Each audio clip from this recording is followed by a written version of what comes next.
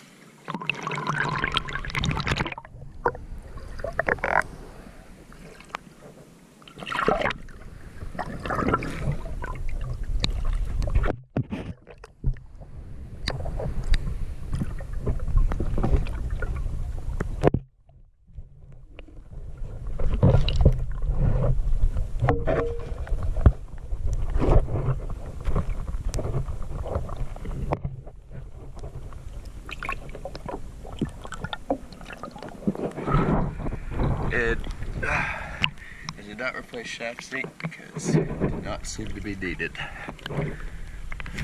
Thank you very much, DS Diving.